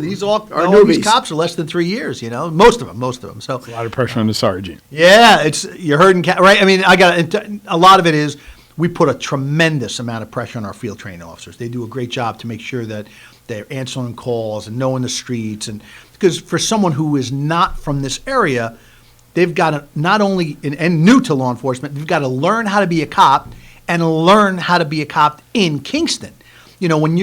When you're able to pick up someone who was a local police officer, part-time or full-time somewhere else, the policing component, and as I mentioned, the 2 from Woodstock, those 2 officers were already cops. They know how to police. They know how to be community-minded police officers. And then you just have to essentially put them into a city environment. The streets, the stop signs, there's stop signs in every town. Nobody has more stop signs than the city of Kingston. Holy cow! I think Every time I see another email going, "Oh, we replaced the stoplights with stop signs," I'm like, "Holy cow!" I don't know where I was, but I got to an intersection and I stopped. All right, and because it seems like every intersection there's a stop sign. Yeah. And of course the car behind me blew their horn on the thing. I look around and I didn't see a stop sign, no car coming. Yeah, no, it's a challenge. So we're very lucky. I mean, but there is an investment, and now you have someone who we hire, and now so we have two that we hired. One was the end of 20, and the other one, 20, and the other one was the beginning of 21. Both have left for the state police. Their police academy started in September, so now both of them are up there. So there's two more vacancies that we filled. Now we have to refill as well. That was part of the 9. So. And with the state police, it's a little bit different. Since they're a single jurisdiction, they're able to do it a little different. You take the written exam. Once you get scored or ranked, then they hold a processing weekend. And the first thing out of the gate that they do is physical fitness. Once you pass your physical fitness requirements, then they put you into, that's usually a Saturday. They do PT in the morning and then the paperwork processing in the afternoon, background packets and so on.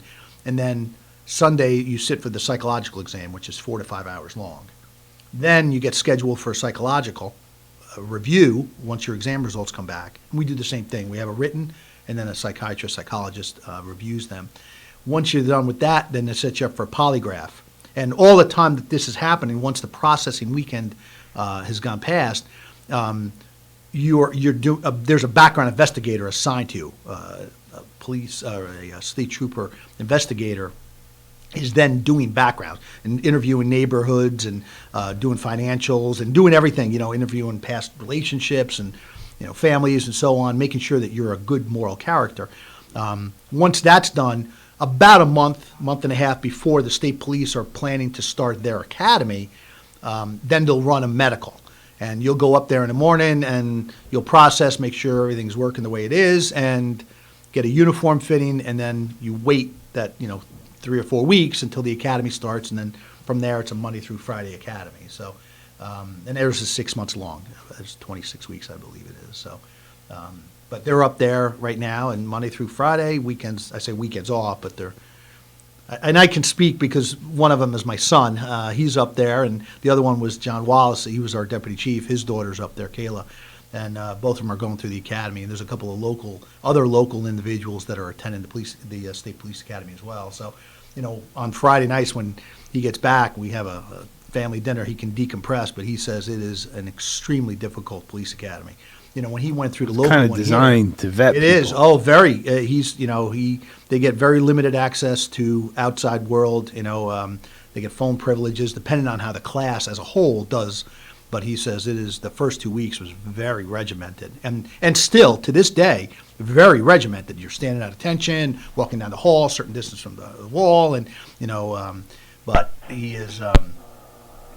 It's interesting. He says it's extremely professional. Everything they learn is extremely professional, as they should be. Right? That's what we're looking for in police officers. And the difference from our local academy is at the end of the day, he gets to go home at night. Here, you're up there Monday through Friday. So, but their graduation, hopefully, and it looks like somebody was on the line. Bill must have. Maybe try calling back. So with our local academy, and we are starting another one in January, which is we consider the part-time school. It's a Monday through Thursday and an all-day Saturday program. And again, the same training that we do in our full-time, just in part-time hours. The Monday through Thursday is essentially 6 to 10 at night, and then Fridays all day 9 to 5. But that program, got it. He got it. He got it. Hung up? Yeah. I think we lost Bill. We somehow lost Bill. I don't know. I told him to call my cell. So that's a little bit different, right? With the state police, they're essentially offering you employment right from that process and weekend. So they can do all this stuff later. And if you fail, you just get a letter saying, thank you, but you're no longer being considered for the position, and that's the end of it. We don't, in City Kingston, we don't have that same method. If someone fails the polygraph it's not that simple because there's no fail.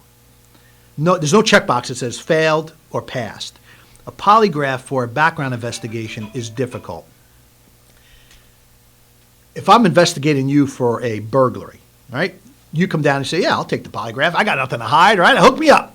So you go there and you meet with they are talking to you about a specific event, and they're asking you questions about that event. On a background investigation, they're going to say, have you ever taken any property over the value of $50 in your adult life? Now, you're thinking, maybe I'm 25 years old, right? I'm thinking, wow, did I take anything, right?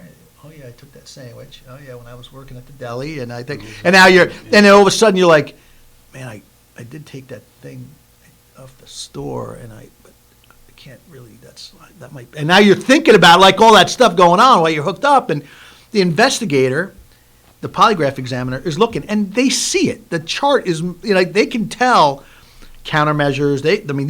There's a lot of training that goes into being a polygraph examiner. So, and it says something's here. So the individual we use, the company we use, says that there's a significant response or no significant response during the polygraph.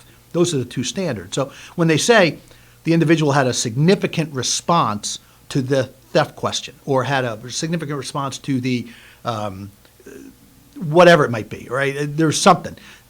I can't tell you what it is, but there's something here, right? When I asked him specifically about a domestic violence incident that he had with his ex-wife, something hit here. And so we've had individuals be absolutely 100% truthful. No significant response detected, but admitted to crimes that possibly need to be investigated. So, yeah, without a doubt, you're like, wow, holy cow, the guy's a thief. But he's an honest thief. He admitted to it, and so at that point, in some cases, wow. It's been a while, we've actually contacted the district attorney's office and said, you need to look at this. This guy might be responsible for some stuff. And yeah, that's what happens. So, we tell them all the time, if you lie on the polygraph, you're automatically disqualified. Now, that's where the issue is. We just can't send a letter that says you're no longer consideration. The problem with the civil service that we have it is because it's not a specific event, all we can say is had a significant response. And at that point, the offer of conditional employment is rescinded. Oh, we're done. They still doesn't remove them from consideration for the position. So we have to re-canvass the list, and they have to say, I'm no longer interested. Now, what's interesting to me is we do a candidate, we had them in the past where they failed a polygraph. That's part of our background investigation. So now the town of A says, oh, I'm considering hiring this guy. We see you processed with Kingston but didn't get hired. Can you sign a release? Now, town of A gets this packet and it says significant response detected. We've actually had individuals pass the test, score high, do the PT, pass that, and when they sit down to fill out the packet and it says all responses are verified through polygraph, they'll say, oh, I'm done. Hand it back. And they'll look for an agency that doesn't have a polygraph because it's not required today. And it's expensive, right? You talk about the cost of doing background investigations. Polygraphs are $300 to $400, depending on the length of them. Medical exams, right? Those have to be done, but psychological testing, there's $100 in the written exam and then $300, $400, sometimes more than that, depending on how in-depth the doctor goes into. So you see, when we were off the air, I think we were off the air during the break, that's what I was alluding to with state policy, not so much with your decertification.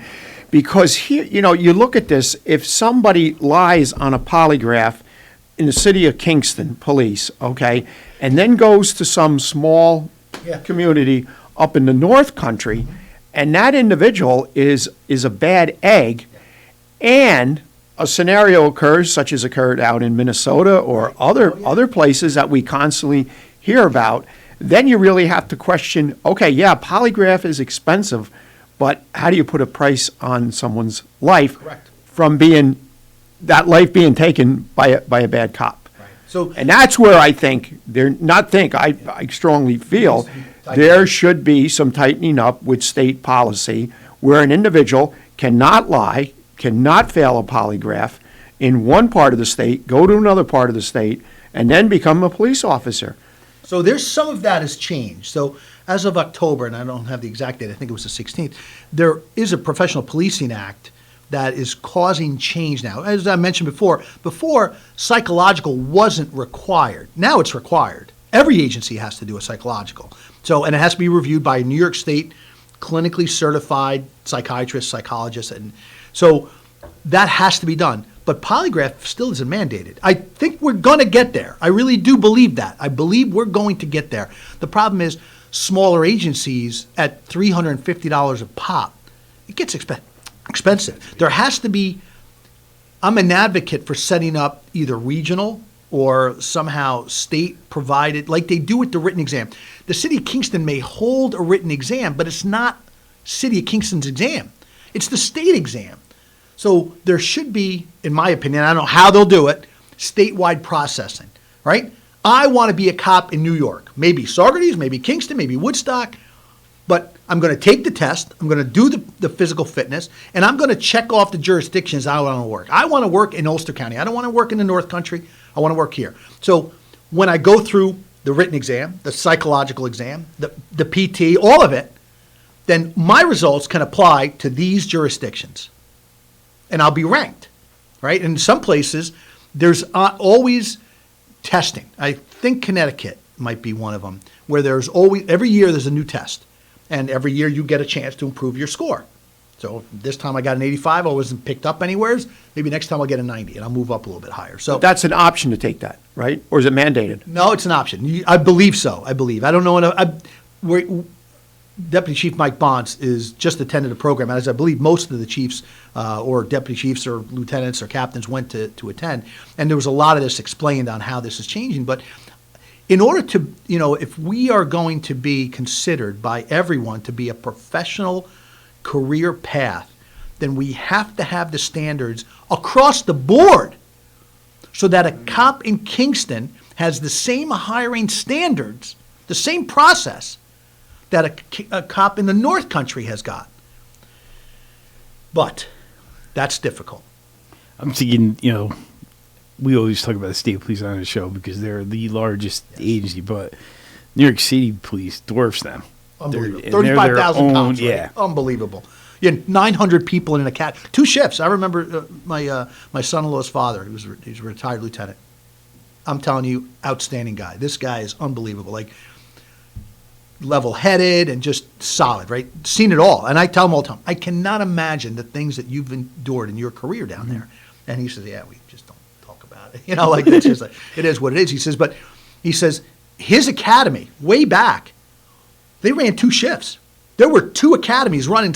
Like, he was on the afternoon shift academy, but they were running 2, 900 in each class, just to get the numbers up. So you're talking about graduation of 1,800 recruits. There were 2 separate graduations. It was amazing to me. Now they have that new training facility down there, and it boggles the mind, right? When they're, like, the state police run a class of 250 at a time. They start with 250, and they might graduate 240, or there's always people that don't make the standard, right? The academic part of it. And they tell you during orientation that it is a high-level college educational academic standard that you have to meet. And they have a standard to get in college, 60 college credits and so on. So there's military bearing discipline.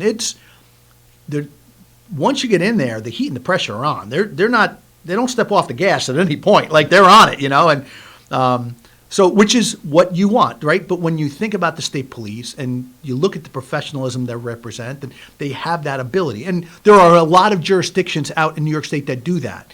But as a chief, as an administrator, I am concerned that we have individuals that we've processed that have not been forthcoming on the polygraph alone or the psychological.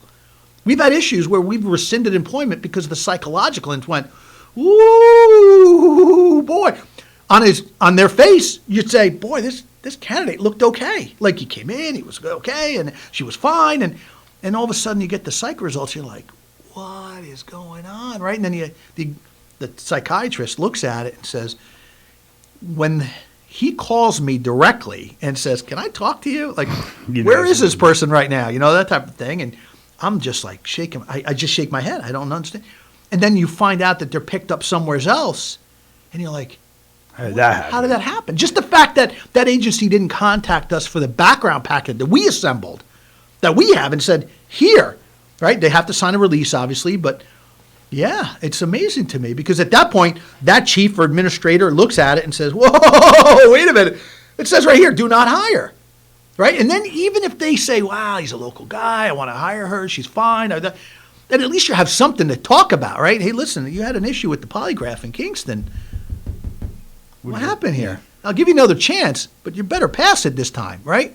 Instead of saying, oh, I like him. He lives in my town. He works in the thing. I worked at the deli. He made me sandwiches, you know. And does that still happen? I hope it doesn't, but it might, depending on where you are. You know, like I said, I think for us as a profession, we need to increase our standards for hiring so that you're not going to hire the same.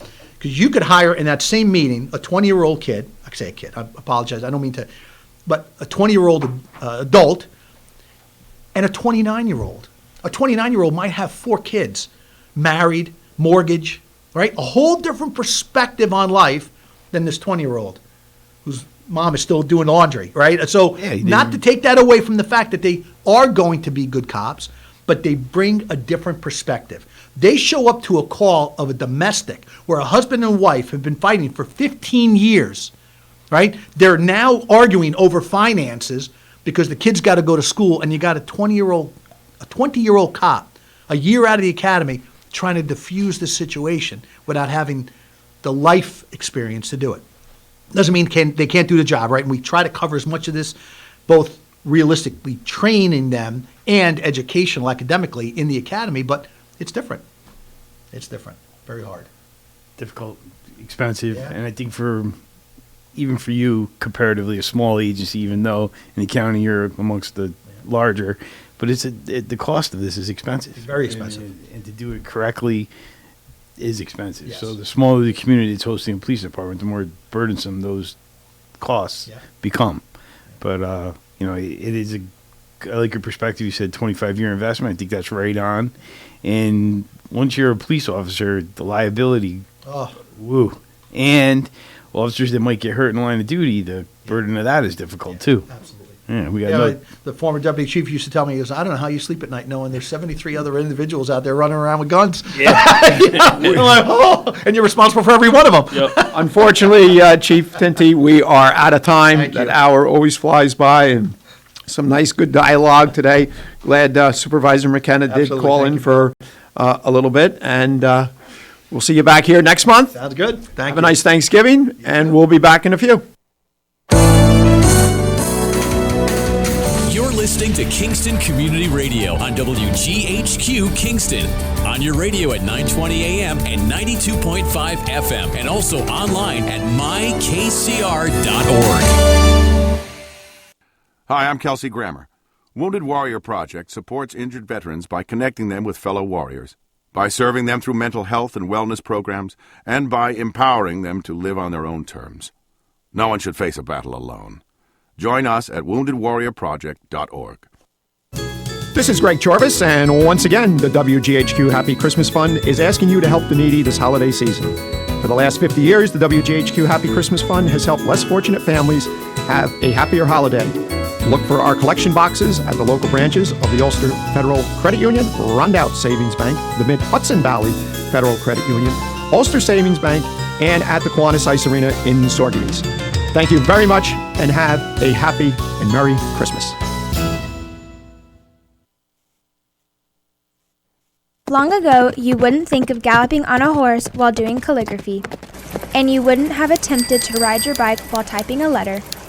Yet you think you can safely operate a multi-ton vehicle while texting? Behind the wheel is no place to multitask. If you want to BRB, drive now and text later. Lives depend on it. Visit StopTextStopWrecks.org, a message brought to you by the National Highway Traffic Safety Administration, Project Yellow Light, Noise, and the Ad Council. Hi, this is Jared Mans from the Spring Lake Fire Department, and I support Kingston Community Radio, and so should you.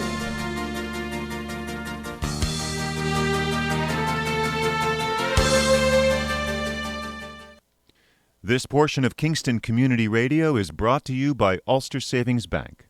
Visit their newest branch, conveniently located at the Ulster Commons Plaza in Lake Katrine. Experience the difference that local community banking offers with the convenience of another great location, easy access, plenty of parking, and a 24-hour ATM. Ulster Savings Bank, invested in community, invested in you. Member FDIC. Thank you, Lawrence, and welcome back, viewers and listeners who have been with us this morning. Those just joining us for the last half hour, welcome. 331-9255 is our call-in number. We've got Fred Costello, Supervisor Town of Sorgetes, in the studio alongside of me, and I believe we have our Senator, Senator Michelle Hinchey, on virtually. Good morning, Senator. Hey there, how you doing? We are doing. How are you doing? I am doing well. How's everything? Happy to be here with you. Wish I could be with you in person. Well, possibly maybe things work out next month. Yes, definitely. I would be there today, except I'm coming towards the end of my quarantine. So next month we should be good to go. And how are you feeling? Feeling good. Really happy. I mean, this is I've already been really promoting the vaccine and believe that everybody should get vaccinated. This has really been also an eye-opening experience for me on just how incredible vaccines truly are. To be an adult, to be sick, for a week or to have symptoms, knowing that the vaccine made it so much better than how much worse it could have been had I not been vaccinated. Is reason enough, really, for, I think, everyone to go out there and get it. COVID is still here. I don't think it's going anywhere. This is going to be something that we, I think, have to live with, similar to the flu, although it is much more severe than the flu. But if you get vaccinated, it just becomes something like the flu, right, that you can kind of overcome and get through it. And so it's so important, especially going into this winter season, to be vaccinated. And if you are vaccinated, to get the booster. And I'm glad to hear you. I'm glad to hear you say that, because am aware. I've come in individuals who have tested positive, had the vaccine, and their symptoms were extremely mild. In 2 cases, an individual, just as a safety precaution, got tested. One, because they were going to be traveling with their mom. Another case had come in contact with several people who had tested positive, and they had no symptoms at all, and tested positive, and didn't have any symptoms throughout their 10-day isolation. So it's obvious, the writing's on the wall. The vaccines do make a tremendous difference. And I agree with you. I don't think COVID's going away, just like the flu isn't going away. And I think vaccinations are going to play a important, critical role as we move forward. They are. It's true. For me, and sorry, Fred, but I do want to hear your experience. But I'll say, for me, I genuinely just thought I was run down, from the election and then a number of events and things like that. I just thought that I was run down. I was tired, and I was starting to get a little bit of a head cold, very normal for this time of year, changing season. And after a couple days, when it was still there, I was actually supposed to go to a NEDPA conference, a Northeast Dairy Producers Conference. And before going, I thought to myself, I should get tested just really out of an abundance of caution before I go. I have a cough. I don't want anyone to be concerned. I think it's just a head cold from run down, but I want to go make sure. And, I went to the rapid test site in Rosendale, and lo and behold, that test came back positive. So and then after that, I got a PCR test. I went home, went to get a PCR test, went home, quarantined, and waited for the PCR results just to triple confirm or double confirm, I should say. And I'm so happy that I did, right? Because I would have very unknowingly exposed people thinking that I just had a seasonal cold. And I'm again really, really happy that I got tested. And I think everybody, you know, we're working. Testing is around, right? You can get testing at all of the drugstores. There's the Westchester Medical Center in Kingston, the Rosendale testing site. I'm actually working through this. Excuse me, I still have a bit of my cough. Through this experience, you know, I also realized for a while testing, especially rapid tests, were really easy to get. It's become harder because so many people are getting tested. Thankfully, there's fewer rapid tests, which we need to make easier. We need to make it free, and we need to make it easier. So through this experience, I've been working with the governor's office to figure out how we can get more tests around to our communities. But even so, with that, if you're feeling any, I would just say as a PSA to anyone feeling any kinds of cold symptoms to get tested, because you may not know, like me, I didn't think it because I was vaccinated. You know, I was taking all the right precautions. I've been wearing my mask pretty regularly. I've been with vaccinated people almost exclusively. You know, I've been trying to be very on the ball. But as you said, Greg, you know, people, especially who are vaccinated, may not have symptoms. We're not going, and it seems like the cold, we're not going to be able to trace this back in the way that we could in the beginning. So at any sign of a cold, I would say just get tested. I did, and I'm really glad I did. That's very good advice, yes, and I agree with that. It's better to be more proactive, better to be safe than sorry, and in your case here, you were going to a conference, I believe you said, and I'm sure there would have been hundreds of people. You would have been in close proximity with people indoors, and it was very, very proactive on your part, obviously. Thank you. Yeah, it felt very important to do, right? Making sure that we're not exposing people even with accidentally, you know, if you think you have it. So we're working to get more tests out there. But the PCR, of course, is the most accurate, and you know, it's just something I think we're going to have to kind of deal with a little bit. But you know, I've been quarantining, and you know, I have to say shout out to, I know we probably wouldn't want to, but shout out to Bob Circasano from Sawyer Motors and Village Pizza. They delivered me some food, which was delicious and a bright spot in not being able to leave the house. So, you know, our Saugerties community is really incredible, and I just want to say a big thank you to them publicly. Oh, they're the best. Yeah. They're just the best. Michelle, your experience with being vaccinated and having a breakthrough is, I have folks that I'm close to, and one spouse was not vaccinated and the other one was, and their experiences were dramatically different. The one spouse recovered fairly quickly, mild symptoms for the whole time. The other one ended up needing a little bit of medical care to help get through it. They both resolved and do not appear to have any lingering effects, but the evidence that I took from their experience was that the vaccine absolutely made a difference in their ability to recover and minimize the symptoms of the infection. Absolutely. You know, as I said, even from when I just thought I had a head cold and was run down. You know, a long time ago, a story for another day, I injured my vocal cords. And so when I'm run down or a little dehydrated, I get a cough just because my vocal cords kind of tweak a little bit. So I thought that's what was happening, right? All of the symptoms that I had could have been other things. And even from then, when I tested positive through the next week quarantine, it really has not, the symptoms have been incredibly mild.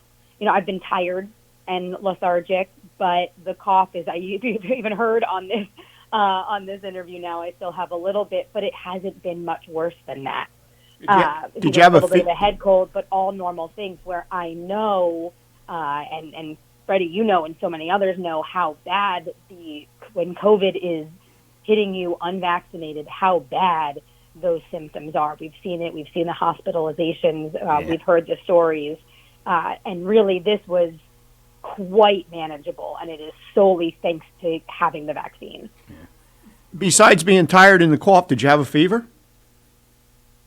I might have had a fever one night, but it was not bad. You know, and it only lasted maybe a couple hours in the evening.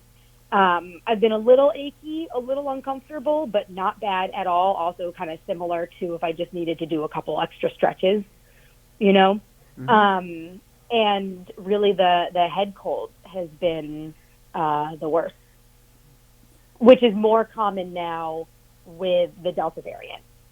I've been told too. It was less there was head cold like symptoms originally, but now it really can manifest kind of like a full head cold. And I did have some of those symptoms, but again, nothing. A little Sudafed and rest. Perfect. That's good to hear. That's Bad way very to good to hear. get a break, but sometimes our bodies just need it, and you have to take the time when you don't feel well. Yep. And again, it's being really tired too, right? And that's how I one of the clear symptoms of COVID. I mean, every day this week at 4:00, I can't keep my eyes open. You know, I'm really tired, and so I took a nap for an hour and a half because that's what you have to do when you have COVID, right? Is rest and drink a lot of water. Yep, stay hydrated. But even that's been getting a lot better through the week. But zinc, I'm told zinc and hydrating and vitamin C, top 3 things you can do. So another interesting conversation I was able to share with someone who helped set up the Javits Center, but they're a local doctor. And in my conversation with this person, they were very clear during the spike in the Delta variant, even locally. You know, my concern at the moment was, are we going to go back into some levels of lockdown? And he was pretty matter of fact and said no. And he said the vaccine is successful. You know, when we were experiencing infection rates like we experienced during the second wave of Delta, during the first wave, the original COVID, the hospitals and the medical system was overrun. But because a high percentage of New Yorkers were vaccinated, we never exhausted our medical capacity. And he said that's the point of it. And, you know, people are misunderstanding. It's not that we won't get sick if we're vaccinated, but we won't get sick in a way that will overwhelm our medical resources like we did during the first round of COVID. So, you know, with all the dialogue that's happening over the vaccines, the evidence of its success is all around us. And, you know, I haven't gotten my 3rd dose yet, but I'm kind of looking forward to it. Yep, I think that's exactly right. And Fred, I think that's a really important point. You know, there's a lot of misinformation about even myself, right? I'm fully vaccinated. I still need to get the booster shot. I'm excited to get that when I get my flu shot. You can get them together.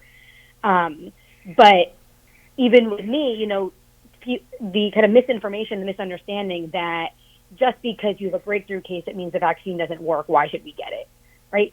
The vaccines are not supposed to completely say that you will never get sick. The flu shot, when you get the flu shot, you can still get sick, right? But it feels like a cold as opposed to feeling like a severe flu. This is the exact same thing. As long as you have the vaccine, yes, you can still get and transmit COVID, but way lower possibility of that. You're protected from it. And if you do get a breakthrough case, it's much more manageable. You won't overrun the medical resources. You most likely won't have to be hospitalized. You can stay home in a safer capacity, and you'll get better a lot faster. Yes. You know, this has been the inside of a week, where COVID has been known to last weeks, sometimes months for people. On the inside of a week, I feel much, much, much better, right? And again, feel like I could operate very normally, just a little bit tired, as we all are sometimes, right? Yep. That's what the vaccine does. That's exactly right? And it also makes it harder to transmit. So vaccinated to vaccinated person is harder to transmit than unvaccinated to vaccinated or vaccinated to unvaccinated.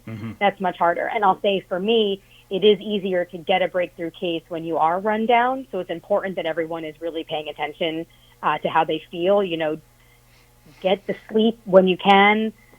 Rest, stay home. It's the wintertime. It's cold. You know, make sure you're taking care of yourself. Take your vitamins, because it is easier to get COVID, to get a breakthrough case, to get COVID generally if you are run down.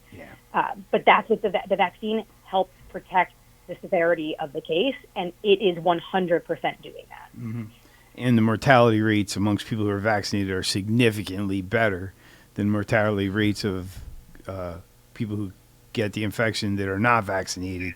There was 130,000 deaths in the second wave with the Delta variant, and the folks that passed, the percentage of them who was unvaccinated was extraordinarily high, once again pointing to the benefit that we get by being vaccinated.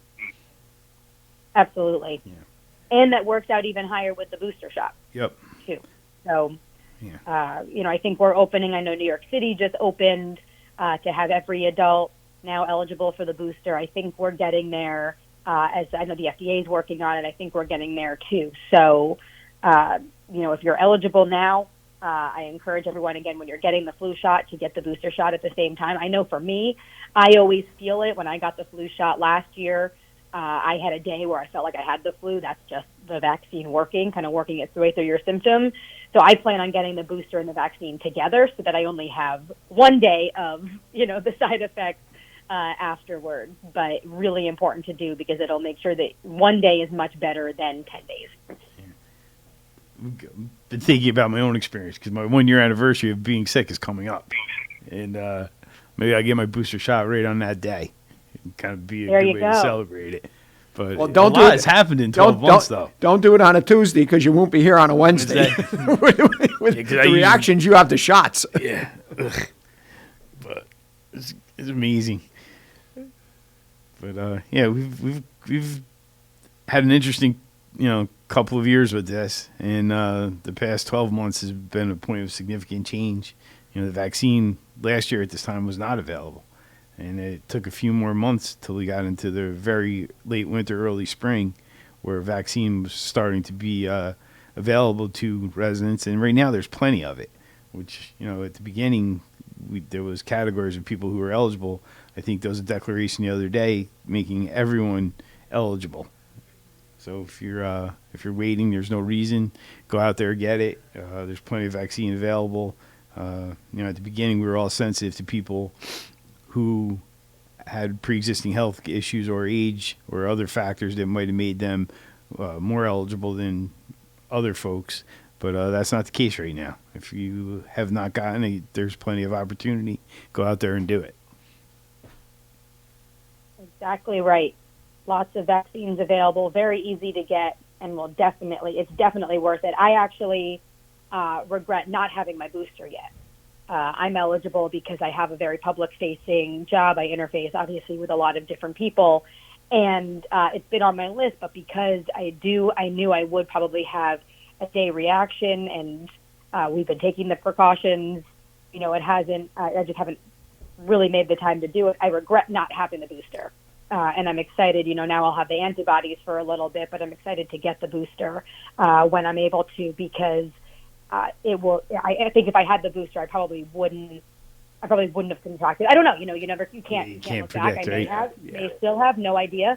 But I do know that I would have been even more protected because I got my vaccine in April of earlier this year, and so I'm now at that time where that booster would kind of help boost up the antibodies. And so I wish that I had it. And anyone thinking about getting it or eligible to get it, I would definitely encourage. So you're not doing the what if question if should you find up here.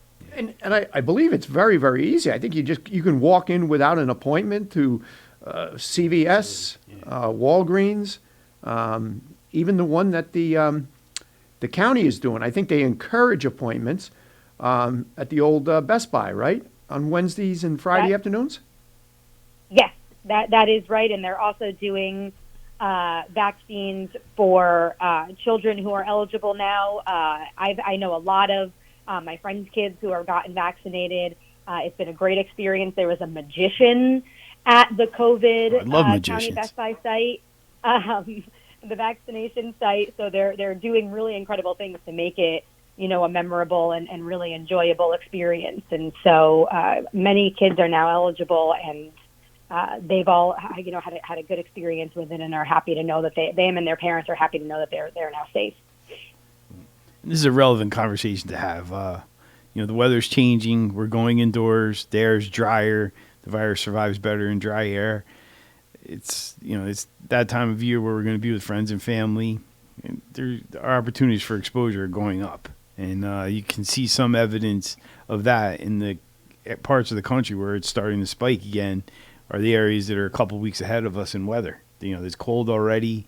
Michigan's a hot spot right now. They've had a little bout with cold weather. People were forced indoors. They're sharing air, and you get a cold, the flu, and possibly COVID. Yep, that's exactly right. I mean, we're seeing our cases really spike all over the place because it is that time, right? It is Mhm. coming into the holidays and the weather is changing. So, I'm happy to be having this conversation, and hopefully some people who are listening can hear it and recognize that, the vaccine is important. It really does work. It changes your experience with it. It keeps you protected. It keeps your family protected. It keeps your kids and your neighbors protected in a much better way than just chancing it. Yeah. So one, I get curious on strange things sometimes, and one of the things that I kind of delved into during COVID was the history of vaccines. And vaccines have been extraordinarily instrumental in our country's military successes. Our fighting force is one of the best vaccinated in the world, and our military has planned for deployments in all different parts of the world, and they've developed vaccines to all kinds of local things that, growing up here, we might not have been exposed to. And one of the stories I read that I thought was really interesting was during the Revolutionary War, primitive medicine would take bodily fluids from folks that had survived smallpox and share those fluids with people who had not had it yet. And they developed a primitive vaccine to smallpox during the Revolutionary War. So in Valley Forge, there was a whole bunch of American soldiers that were able to survive the smallpox epidemic, even though they were freezing to death. But the British forces did not have that protection, and it was one of the advantages that we had during that conflict. And those stories are kind of true for most of the overseas battles that we've undertaken. But it was really curious, and it kind of goes undersaid. I'm sorry to steal your time. Another story I thought was interesting: during the Spanish flu, the Dodge brothers both got sick and passed. And Walter Chrysler was developing his company at the time. He had left General Motors, and because the Dodge company had lost its leadership, he was able to basically buy them for a very small price and make Chrysler Dodge, which is one still of the big three in the U.S. But the changes that occurred because of the illness that the Dodge brothers suffered was part of why that organization became successful. So it was like all these curious stories that were popping up, and once you look at one, Google shares a whole bunch more, and it was pretty interesting reads. That's real. I did not know either one of those stories. That's fascinating. Yeah, I thought it was. I got right down the rabbit hole. I'm like, geez, I'm going to be late for my next appointment because I'm reading this, but I couldn't put it down. So that's really interesting. And one thing I want to say on the military piece, which is a little bit unrelated, though we just Veterans Day just passed on the 11th, and we held a Veterans Resource Fair in Cairo yesterday, which was really successful. We had a lot of different organizations, everyone from the Hudson Valley Center for Veteran Reintegration to the Ulster County Veteran Service Agency to the local Legion to Central Hudson, come together to offer resources for veterans. We are doing the same kind of fair in Saugerties on December 9th, Thursday, December 9th. We'll be sharing all the details on our social media. We haven't announced, this is me announcing it for the first time since we just wrapped our Greene County one. We'll be doing one in Altamont also, but we'll be having a Veterans Resource Fair in Saugerties in December. So we'll get all you guys the information. But if you know a veteran or family members of veterans, come on down to the Senior Center on December 9th from 10 a.m. to 12 p.m. We'll have a bunch of different vendors there talking about ways that you can get money off of your Central Hudson bill if you're a veteran, different kinds of services that are available, job opportunities, et cetera. We really want to make sure that we're bringing people together, especially going into the colder months and the holiday season, and we're supporting our veterans across the county and across the district. Great. I'm glad you're doing that, and we'll do our best to get that out on our have your office send us the details, and we'd be happy here to announce it on the radio show, and so will the other host the other days of the week. Wonderful. We will definitely, we'll send that over. We're finalizing a bunch of our vendors. Again, we had a really successful one yesterday, so we imagine that the ones that we're doing in Altamont and Fogarty's will be the same. It was really great to see people able to be there, be together, and also get the services and get all the information that they need all in one place, which is really important, especially in a time of the pandemic when people haven't been able to get out and go to, maybe some of the appointments that they have, or some of the agencies have been closed for a long time. To bring everything under one roof into one place, a one-stop shop, we thought would be a helpful service. Yeah, that would be great. And, many times there's benefits out there that folks aren't aware of. And the more platforms we can provide to make people aware of those, I think the better chance we have of being successful, making those connections. So, great. Wonderful. But back to on the vaccine point, too, I think there's, Fred, what you were saying, too, the history of vaccines in our country and in the world is really important. We've eradicated so many diseases, not because of herd immunity, but because of the vaccine, right? And so knowing that the COVID vaccine has been worked on for decades, this is not something that just got created overnight, although it feels like that to us because we don't know the science that's happening behind the scenes in labs across the country. Thankfully, we can focus on our own lives. Other people are doing that and thinking about the next challenge. But this is a vaccine that has been being worked on for years. And so that while it feels like it came pretty quickly, it's been tested and been around for a long time. So it's just now that it's kind of the first time we've really needed it. There's hundreds of millions of folks that have been vaccinated, and there's been very, very few incidents of people having adverse reactions that were deadly or challenging. So it's a lot of data we can rely upon. All right, we're out of time. Yeah, unfortunately, Senator Michelle Hinchey, we are out of time. That half hour just flew by. It's so great to have you joining us, even though it's virtually. Hopefully next month you'll be right here in the studio. So again, thank you for taking the time to join us here this morning. Thank you, Supervisor Fred Costello. Thank you, Lawrence Maxwell. Most importantly in all, thank you, listeners and viewers. And real quick, I don't mean to interrupt you. We had about almost 70,000 pledged for the Happy Christmas Fund. I was just talking with my mother in the other office. We've only got about 42,000 collected so far. Okay, so if you have pledged money to the Happy Christmas Fund, please send it in. We need it. We have to buy the cards next week. We have to start getting the money to the families. And that's why I've been in the other room. I've been typing addresses and getting the envelopes ready. So next week we have to buy the cards. If you did make a pledge, please try to get it in as soon as possible, so we can get everything rolling. Yeah, by all means, very good point, and I completely forgot to mention that today. No worries. Okay, no worries at all. Listeners and viewers, thank you very much. We'll be back here same time, same place next Wednesday. Take care, everyone.